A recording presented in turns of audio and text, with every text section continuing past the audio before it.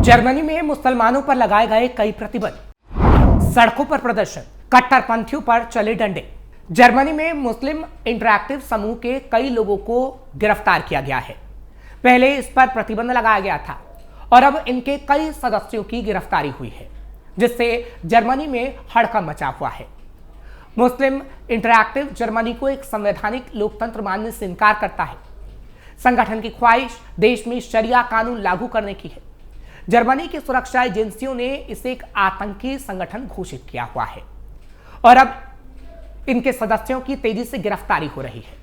साथ ही जर्मनी के लोग मुसलमानों के खिलाफ सड़कों पर उतरे हुए हैं और उन्हें खदेड़ने की मांग हो रही है। इसलिए जर्मनी में मुसलमानों पर कई और तरह के प्रतिबंध को लगाया गया है। लेकिन आखिर मुसलमानों के लिए जर्मनी में ऐसा क्यों हो रहा है और क्या मुसलमान अब जर्मनी के लिए एक बड़ा खतरा बन गया है? इसका कच्चा चिट्ठा आज हम खोलेंगे और खबर की पूरी डिटेल आपको देंगे। नमस्कार, कैपिटल टीवी का खास शो कच्चा चिट्ठा देख रहे हैं आप। मैं हूं आपके साथ हर्ष भारद्वाज।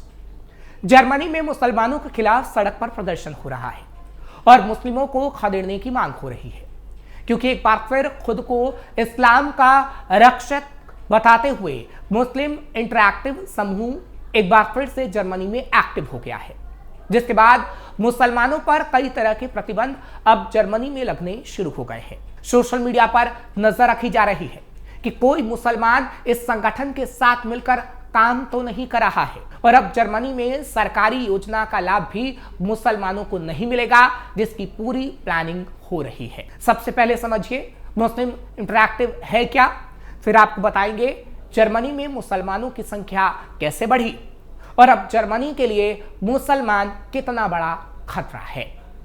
मुस्लिम इंटरैक्टिव क्या है? जर्मनी की सुरक्षा एजेंसियों ने इसे एक आतंकी संगठन घोषित किया हुआ है। इस इस्लामिक संगठन की शुरुआत साल 2020 के आसपास हुई थी।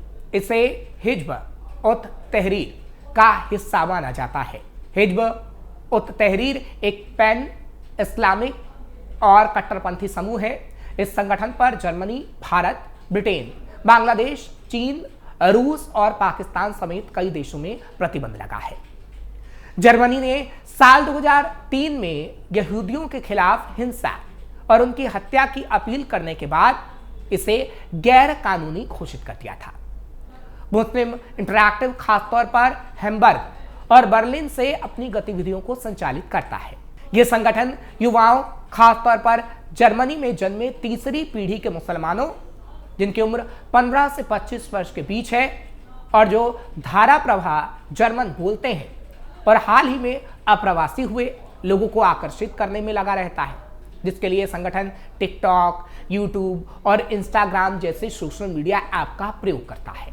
मुस्लिम इंटरैक्टिव अपने अट्रैक्टिव और स्टाइलिश शॉर्ट वीडियोस को पोस्ट करता है। इस वीडियोस में वो दावा करता है कि मुसलमानों के साथ भेदभाव किया जा रहा है और उन पर जर्मन समाज में घुलने मिलने का दबाव है। खुद को इस्लाम का रक्षक बताते हुए संगठन के सदस्यों ने अपनी पहुंच बढ़ाने के लिए इजराइल फिलिस्तीन संघर्ष और दुनिया भर में कुरान जलाए जाने की घटनाओं का फायदा उठाया और जर्मन के मुसलमानों को भड़काया।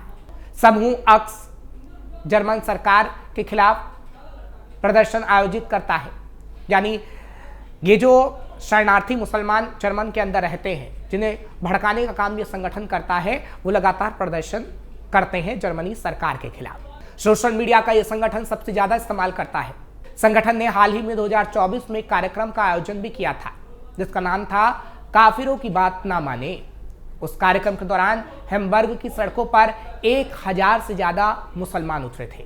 इनमें से कई ने तो जर्मन सरकार के खिलाफ नारेबाजी की और अल्लाह अकबर के नारे वो लगा रहे थे। आपको याद होगा 25 साल का जो अदादे बोंटेन संगठन का एक प्रमुख चेहरा था और न्यू आर मोहे में रहने वाले इस जर्मन नागरिक का जन्म 1998 में एक जर्मन मां और खाना मूल के पिता के यहाँ हुआ था। उसने साल 2020 के आसपास अपना नाम रहीम रख लिया था। इस समय वो हैम्बर्ग यूनिवर्सिटी से एजुकेशन की डिग्री की पढ़ाई करता है और उसके बाद जर्मन सरकार उस पर प्रतिबंध लगा देती है।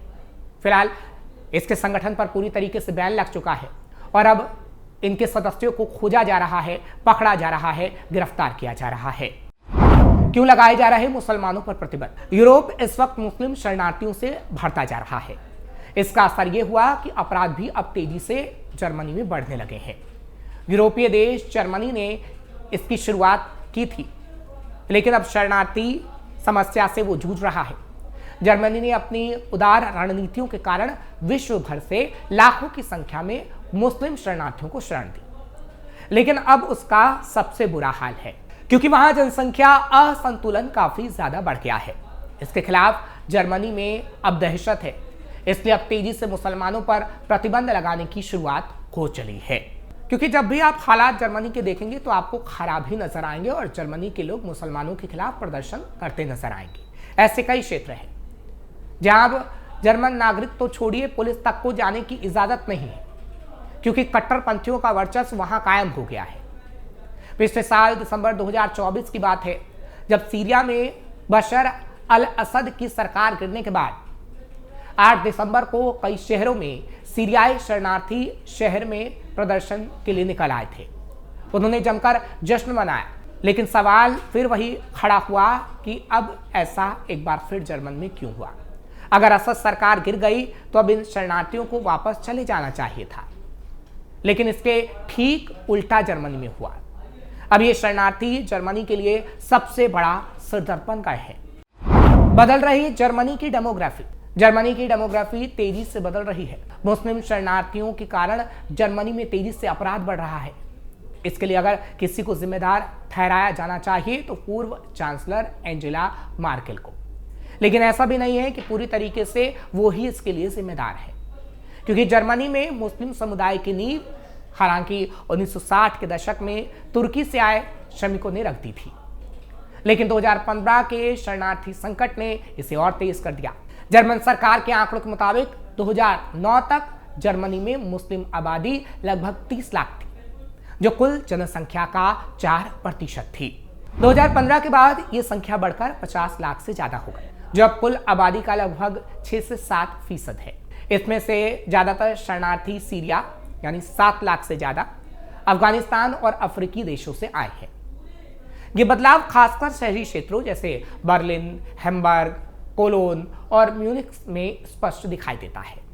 उदाहरण के लिए बर्लिन के कुछ स्कूलों में मुस्लिम छात्रों की संख्या 18% से ज्यादा हो गई है और 2025 में तो यह संख्या 90% बताई गई। ये जनसांख्यिकीय बदलाव जर्मन सरकार की सांस्कृतिक और धार्मिक संरचना को प्रभावित कर रहा है। रिपोर्ट के मुताबिक 2021 और 2023 के बीच 1,43,000 सीरियाई लोगों को जर्मन नागरिकता प्राप्त हुई है, जो किसी भी और अन्य देश की तुलना में सबसे ज्यादा है। लेकिन अभी भी 7 लाख से ज्यादा सीरियाई नागरिक शरणार्थी हैं। शरण लेने के बाद जिस तरह से यूरोपीय देशों की डेमोग्राफी में बदलाव आया है, ये केवल उनके लिए नहीं बल्कि उन सभी देशों के लिए वेकअप सिग्नल है कि अभी भी नहीं चेते तो फिर बहुत देर हो जाएगी। इस जनसंख्या असंतुलन से देश के कई हिस्से बुरी तरीके से प्रभावित हुए हैं। जर्मनी में मुसलमानों की जनसंख्या में तेजी से हुई इस बढ़ोतरी के कारण वहां की डेमोग्राफी पूरी तरीके से अब बदल चुकी है। इस बदलाव का असर ये हो रहा है कि कभी शांत और मुक्त वातावरण में रहने वाला जर्मनी अब सिसक रहा है। रोजाना प्रदर्शन हो रहे हैं।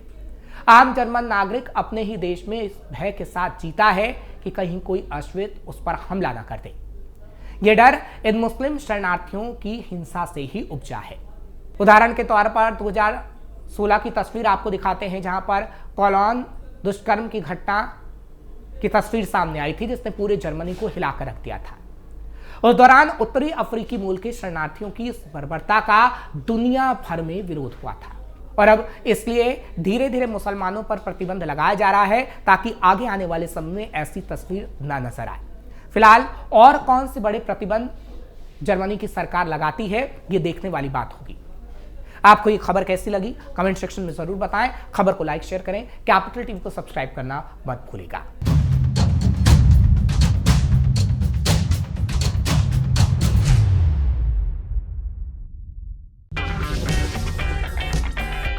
अगर आपको हमारा वीडियो पसंद आया हो तो इसे लाइक करें, हमारे चैनल को सब्सक्राइब करें और हाँ, बेल आइकन दबाना ना भूलें।